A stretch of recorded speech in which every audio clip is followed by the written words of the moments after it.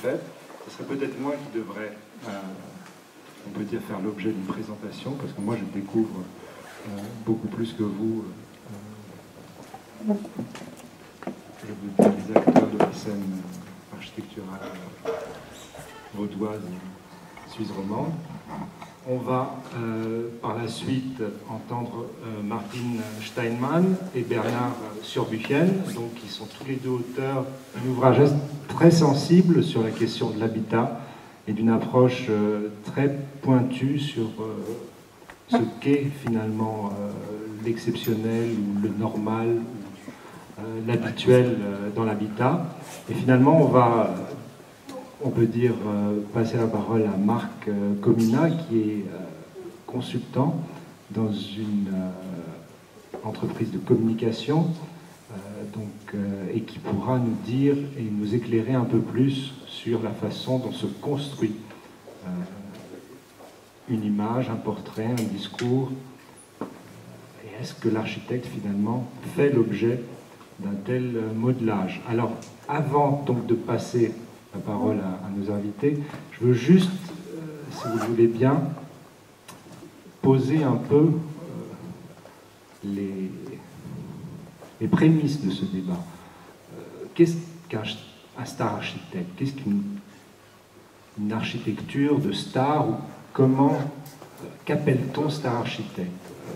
Moi, j'aimerais peut-être commencer par des rudiments de la chose, et les trois dimensions, on peut dire, qui sont sous-jacentes à cette appellation. Il y a tout d'abord la dimension médiatique, c'est-à-dire un star architecte, d'un architecte qui a fait l'objet d'un certain traitement médiatique, c'est-à-dire qu'il y a une certaine place, une certaine renommée, qui est reconnue, qui est publiée et qui voyage beaucoup.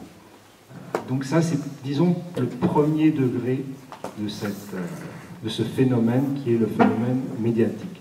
Le deuxième versant serait le versant économique, parce qu'un star architecte n'est jamais seul, hein, c'est souvent des entreprises multinationales derrière chaque célèbre et grand architecte qu'on appelle une star.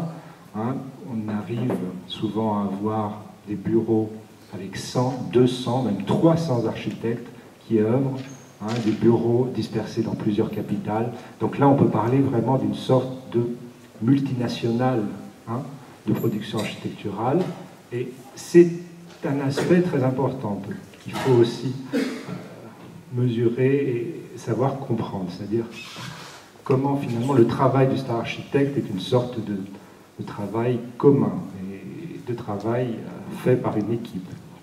La dernière dimension qui est la plus délicate à mes yeux et la plus difficile est la dimension politique. C'est-à-dire le star architecte est peut-être le star qui pactise ou qui perpétue cette ancestrale tradition d'un lien entre le souverain et l'architecte.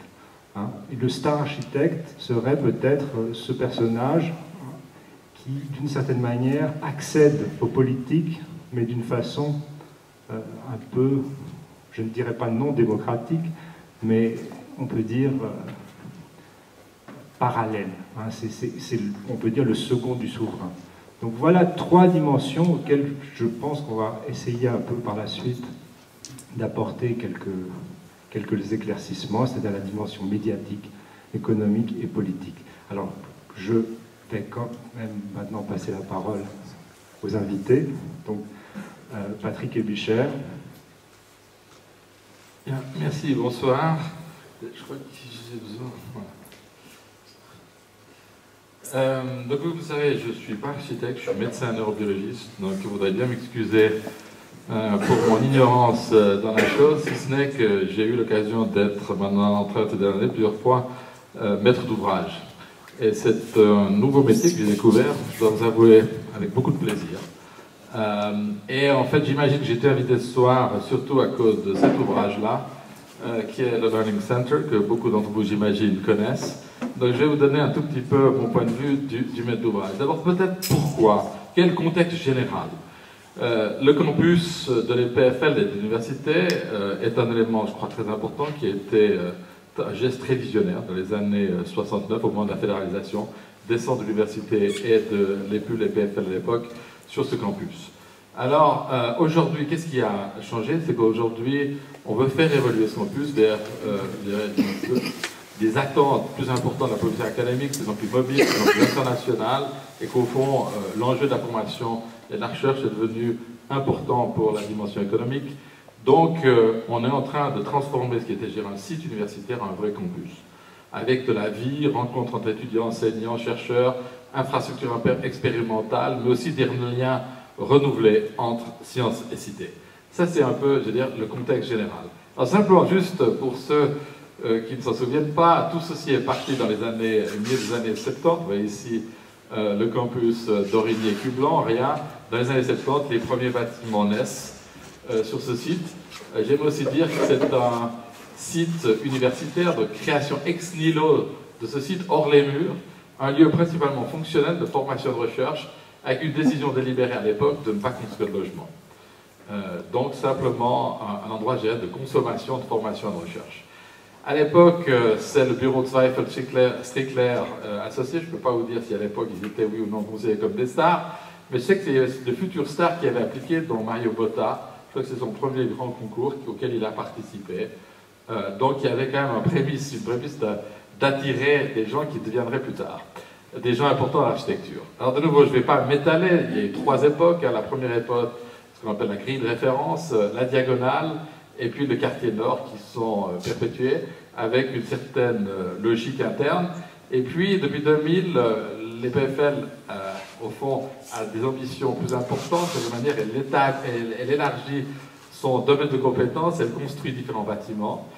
Les systèmes de communication, sciences de la vie, et puis maintenant le Swiss Tech Convention Center. Elle fait appel, alors au travers de concours, à des grands noms, je dirais, de l'architecture suisse. Alors, je n'ai pas dans le détail, mais aussi vous avez un très beau bâtiment à mon goût, qui est le bâtiment des systèmes de communication, avec des performances climatiques remarquables, avec un forum intéressant, avec un lieu de vie fait par Lucher Architecte. Et ça, c'est le premier bâtiment auquel nous avons participé et qui a été, au fond, un élément en tout cas important pour moi, pour montrer, au fond, l'importance que peut avoir l'architecture. Le deuxième, le bâtiment des sciences de la vie, qui doit répondre au développement rapide justement de ce domaine, mais un bâtiment de très haute technicité, mais très agréable à l'emploi. J'aime parce qu'il y a mon propre laboratoire à l'intérieur. Je peux vous dire que c'est quelque chose de très important, fait par le bureau de Monterrey et Lamunière, architecte, dont Inès forcément est une de nos enseignantes.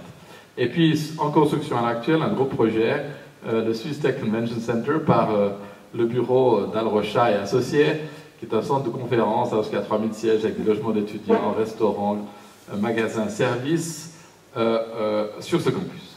Mais au fond, la chose dont on veut probablement parler ce soir à propos de stars au niveau de centre international, c'est ce bâtiment-là. Comme vous savez, l'ambition du campus est importante puisque non seulement il y a le Convention Center, il y a le centre sportif qui s'agrandit, on a construit des hôtels, des logements d'étudiants, le quartier innovation.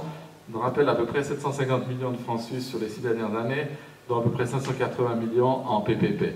Donc un effort extrêmement important de construction sur ce campus. Mais tout ceci vient au fond à un moment clé, en 2003. On a eu l'idée, pour commémorer les 150 ans de la création de l'école spéciale de Lausanne, qui était notre ancêtre, de créer un nouveau bâtiment, un espace de vie et d'études pour les étudiants. On sentait que la bibliothèque de l'époque avait été faite pour un campus à peu près à 1500 étudiants. On en a aujourd'hui 8500. Donc il était clair que nos infrastructures n'étaient pas appropriées, mais aussi le système, la façon d'acquérir le savoir et tout change. Donc il nous faut, puisque la population d'étudiants devient de plus en plus étrangère, 45% des étudiants venant de l'étranger, 70% du corps professoral, un campus très international.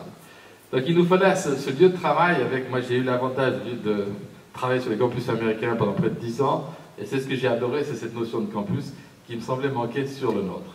Donc il y a aussi l'ambition, et l'autre chose, l'EPFL, qui est à mon avis une école remarquable, et je suis très subjectif dans le domaine, mais je crois qu'il est tellement aussi, c'est reconnu d'une certaine manière par tous les différents classements et autres, mais c'est une école très jeune, qui n'a pas un vrai brand, qui a 3-4 lettres impossibles à prononcer. EPFL, j'entends IFIFL, j'entends tout ce que je veux dans le monde, mais sauf EPFL. Donc avec une nécessité au fond d'avoir un bâtiment emblématique. Et quand vous voulez un bâtiment emblématique, Ben, je crois que vous avez